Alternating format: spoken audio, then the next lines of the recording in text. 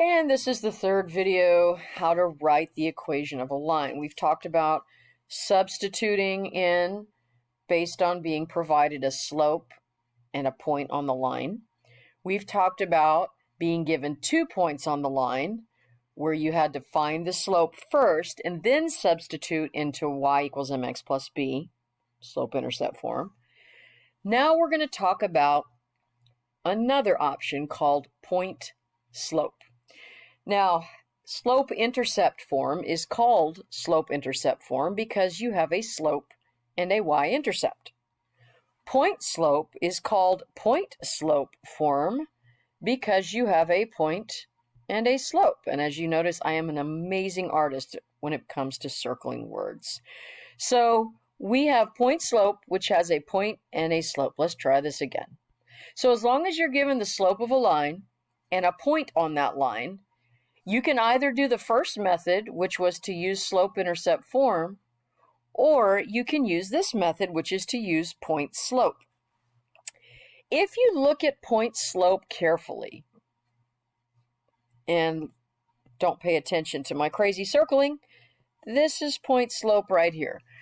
Point-slope is actually what you get when you take the slope formula and cross-multiply. If you recall, the slope formula is y2 minus y1 divided by x2 minus x1. And if we cross-multiply, we actually have point-slope form. So if I put this over 1 and I cross-multiply, I have y2 minus y1 times 1, which is just y2 minus y1, and I've got m times x2 minus x1.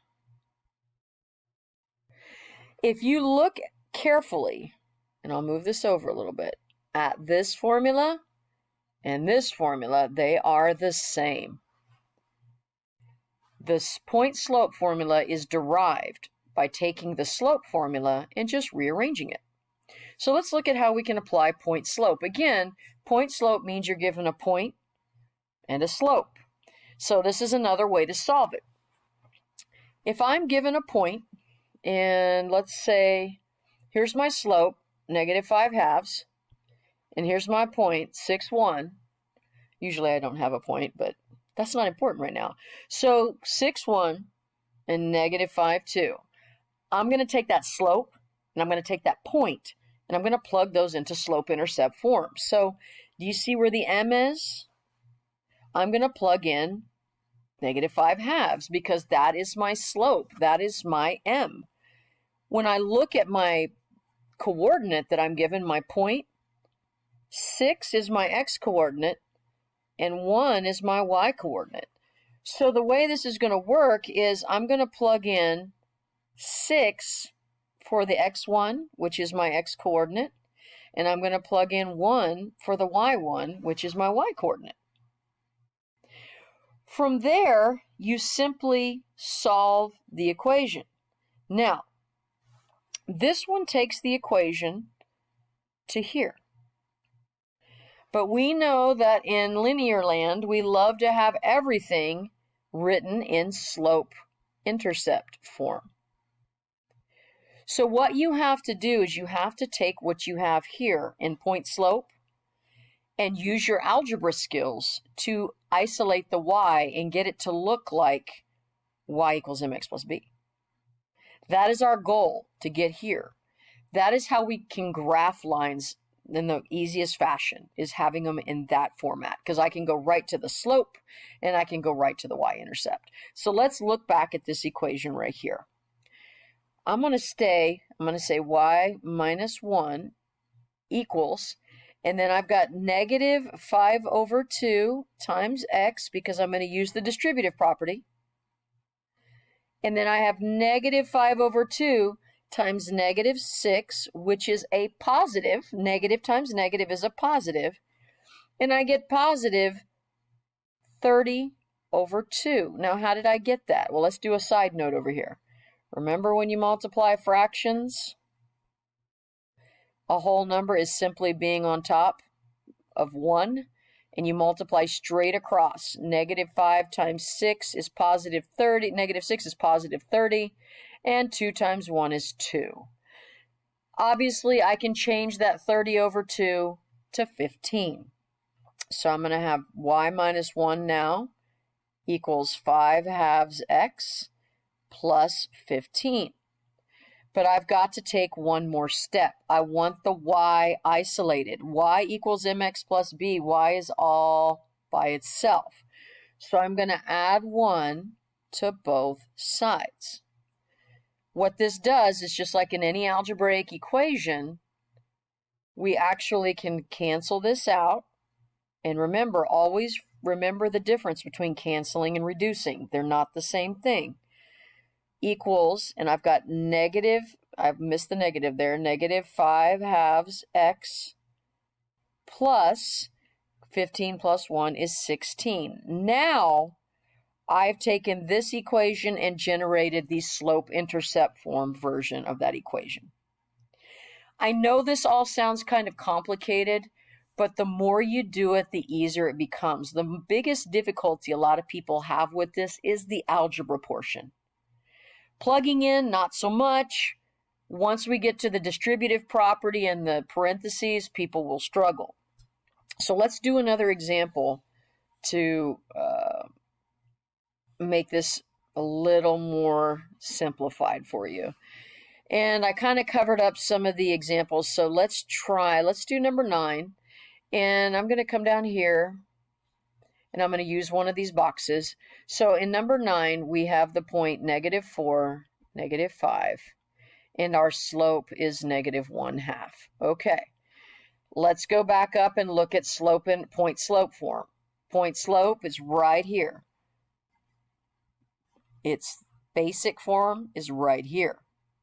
Y minus y1 equals m times x minus x1. Remember, point slope is simply a derivative of the slope formula from cross multiplying. It's the slope formula in a different form. So let's write this down here. Point slope form is y minus y1 equals mx minus x1. So let's go about our substitutions. First of all, that's our slope. That's what's going to go in for m. So negative 1/2 is going to get plugged in for m.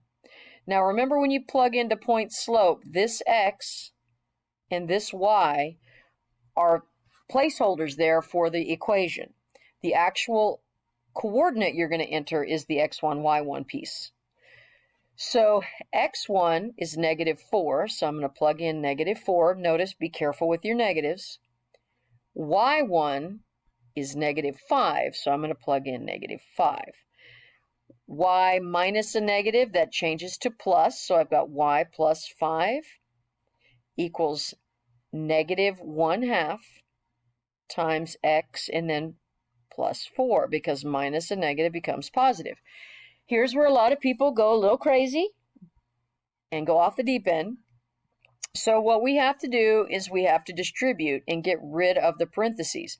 So negative 1/2 times x is simply just negative 1/2 x.